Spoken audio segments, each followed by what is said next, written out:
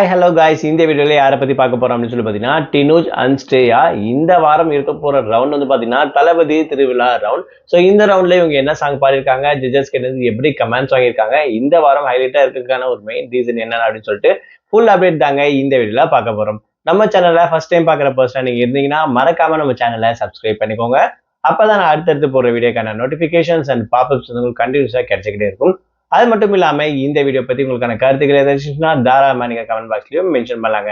So ரீசெண்டா Zee தமிழ்ல நடந்திருக்கக்கூடிய one of the reality singing competition show அப்படின்னு சொல்லணும்னா சரிகமபா லிட்டில் சாம்பியன் சீசன் 5 அப்படின்னு சொல்லக்கூடிய இந்த ஒரு ஜூனியர் லெவலுக்கான சிங்கிங் காம்படிஷன் தான். ஸோ இதுல ஓவராலா 25 கண்டஸ்டன்ஸ் இருக்காங்க. ஸோ நிறைய ரவுண்ட் வந்து பாத்தீங்கன்னா வாரங்கள் கடந்துட்டாங்கன்னு சொல்லலாம்.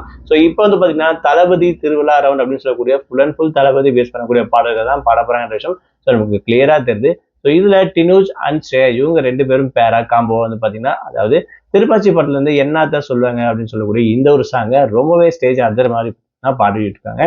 அது மட்டும் இல்லாம ஆல்ரெடி ஸ்டேயோட பர்ஃபார்மன்ஸ் ரொம்பவே சூப்பரா இருக்கும் அப்படின்னு தாராளமா சொல்லலாம். ஸோ டினோஜ் இதுக்கு முன்னாடியே சீசன் 4 வந்து பாத்தீங்கன்னா இதுக்கான கோல்டன் பாஸும் டிக்கெட் வாங்கினவரு.